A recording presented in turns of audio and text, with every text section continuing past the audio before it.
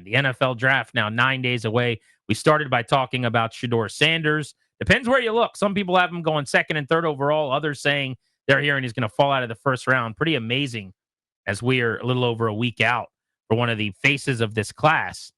Our buddy Guy Lorian tweeted us and said, I don't particularly care about what's going on with Shedeur Sanders. I just came here to say, man, is it nice to not have to worry about this. He said to not have my team playing a part in it.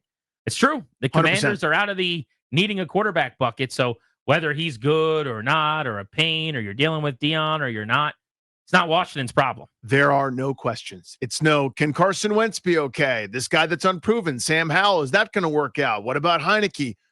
Those stupid questions, those big wastes of time are over. We have one. Sorry. Well, let's get back to the regular business of trying to build a football team, which is hard enough as it is. Larry is in La Plata on Grant and Danny. What's up, Larry? Hey, man, the question is, can he play? Yeah, he can play. But at the same time, you got to remember, we dealt with the Mannings, so you got to deal with the Sanders. I mean, it just is what it is. The guy, his father's a Hall of Fame player, if not one of the best players in the game of football. So you have to take it for what it is. And I mean, he's put it like this: he's able. His father should be able to criticize or not criticize the system because he played in the system. Well, we'll disagree there. I mean, yeah, he can do whatever he wants, but whether I want to deal with that as a person involved on the coaching staff is a different situation. I mean, by that standard, are you critiquing the Little League coach with every move they make because you played baseball in high school? Probably not. That's funny because I do. Yeah, so we will just appreciate you there. Live our lives a little differently. Well, so I know what you're saying. Like, if the point is it was ridiculous when Eli Manning made that pouty face and refused to go to San Diego and insisted on a draft day trade to New York or whatever, yeah, that was ridiculous. I held it against him his whole career. I still think it was absurd to do that, but whatever. So if that's the point, then I guess I don't know. From an organizational perspective, from a team's perspective, if Sanders was so great, if he was like Peyton Manning, or if he was, I don't know, you could pick your 1-1 guy. If he was Caleb Williams, or if he was Andrew Luck, or if he was, name that Trevor Lawrence in terms of that pedigree, you'd go to the caller's point. I don't give a damn what his dad says or doesn't say. 100%. We will deal with it. This is even me, by the way, who I do not do the Deion Sanders act. Like, I'm not calling you Coach Prime. That just I'm not playing whatever the game is. Mm-hmm. I think he's an amazing personality. He was an unbelievable player, one of the greatest of my lifetime. And I saw a video circulating with him helping one of his players and talking about a pitch that he's got coming up in school. So he had him give it to the team. Yeah, I think he does some real good too. Mm-hmm. But there's also so much baggage and so many of the I'm bringing Louis and you can all get out of here. It's in a sense, it's like exploitative of all of the things I hate about college sports now, is like how he's running the program. And he's not alone in this. He's just one of the ringleaders in college sports, getting worse and worse. But I digress. For me, it's just about the celebrity distraction part of it. I don't want to deal with it. Now, when he comps him to the Mannings, like Arch Manning's going to be coming out next year. If Peyton Manning is as much of a attention-seeking, opinion-giving dad as Deion Sanders has proven to be, then I would probably be out on that too. But he's not. Like, and by the way, I understand that that's not his kid. It's Cooper's kid, and he's the uncle. But my point is, I don't view him as that. He occasionally gets asked about him. He gives an opinion.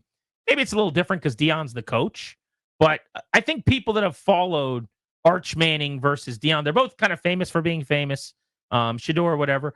Shedeur, again, I'm team Shedeur Sanders as a player. I actually think he gets undervalued. I think he's a first round. I think I would take him in the top 10 probably. I would too, if I could have a heart to heart where I said, I need you to run my entire building, man. And that's the part I just don't know. I've never sat down and talked with him. Can he be the CEO? I don't know. Can you not be doing a TV show with your dad where you're calling out your wide receiver from Sunday's game because he dropped 2 passes? I don't know about that.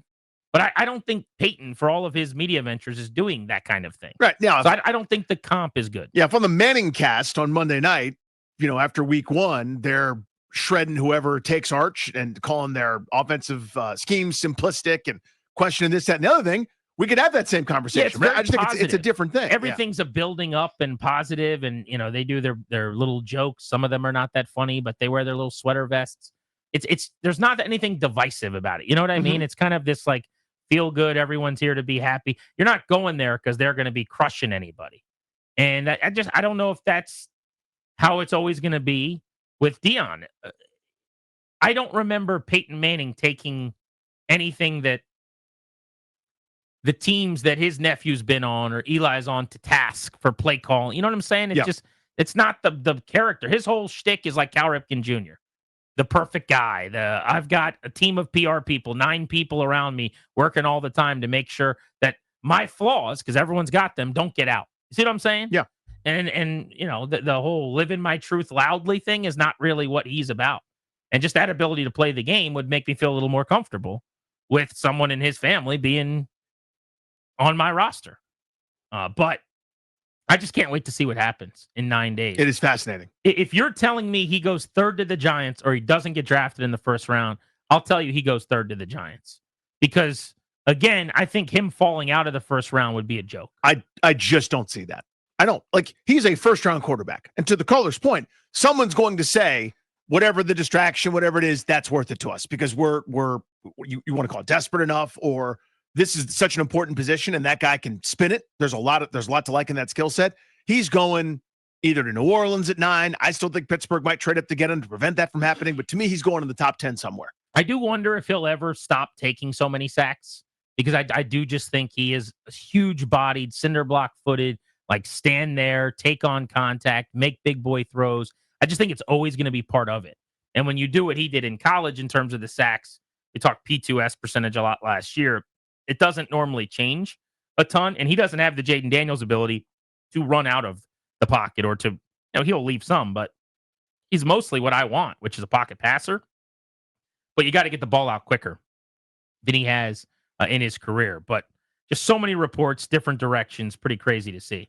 All right, on the offensive line for the Commanders, you heard the clip from Adam Peters coming into the segment. I mentioned this to you yesterday. Mm-hmm. Washington ranks 8th among how much teams are spending on their O-lines right now for the 2025 season.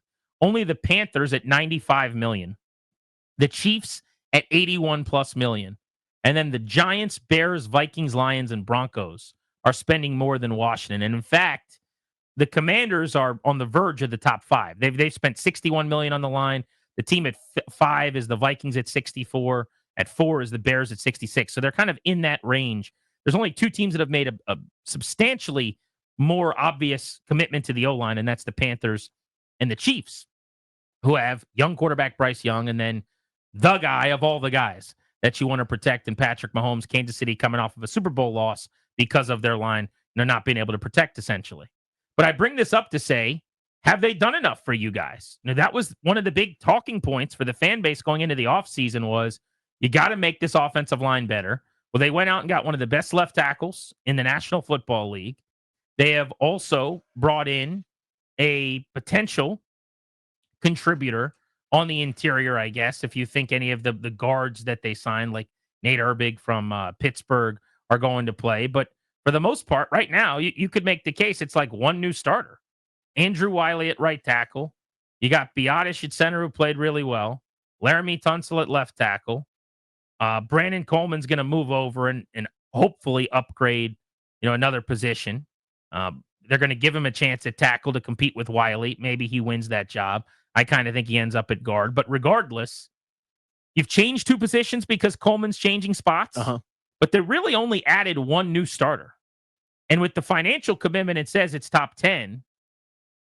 How do people feel about what they've done? Are you confident it's going to be a strength now? I don't think it's a strength yet. I think it's improved. I think it's better. So you're probably then 1 interior starter away from strength? That's where it is for me. I think they got a lot better. I think they got away with it last year. And again, this has been my theme for this offseason is I don't want to get away with it again. I don't want to count on magic again. I don't want to count on unsustainable once a generation type things from happening. Again, they played ball control without a running game for the last 8 games. Like, you can't do that. You know what I mean? Like, there's a lot of things that went their way that I don't think are repeatable and sustainable. This offensive line, I think, was maybe better than the sum of their parts last year. I think that was scheme. I think Daniels helped. I think weak opponents helped. I think a number of things went their way that I wouldn't count on. It's better. I think it's now probably fine or okay. I want it to be a strength, though. And that to me probably means one more guard. It means, if Coleman sticks at right tackle and can really do it as good as he played at left tackle as a rookie, which I thought he held his own, wasn't great. I don't think he was bad, though, by any stretch. Now you've upgraded 2 spots. If you now have something, sort of brewing there, I think you could actually be good and have it be a plus. The other sneaky thing, too, when you mentioned the Cosme injury is because that happened in the playoff game, like the second to last game they played, in a sense, in terms of the week 1 starting offensive line, it's like losing someone in free agency as you look at it. You know what I'm saying? Yes, I do. Yeah. So, yeah, you went and got a left tackle in Tunsil. You're better there, but you're worse at right guard where you had a really good player. He was your best lineman before Tunsil. Now he'll be your second best lineman. I watched him walk around Capital One Arena in an Ovi sweater, watching Ovechkin tie the record a couple weeks ago. He's moving pretty well. Very different than anchoring and playing. Sure. But hopefully he's going to be ready. A month or so into the season would be ideal. But that injury complicates things too. But if they were a C-, let's say, at the end of the season, they're probably not higher right now than a B-. That's what I've got, think. A little above average, probably in the 10 to 16 range. So is it a strength? No, but they've gotten better, and they could still address that if they draft someone early enough. They just don't have a lot of picks. So unless they trade back, it's hard to fathom that, he's starting guards walking through that door in the next 10 days in the NFL draft.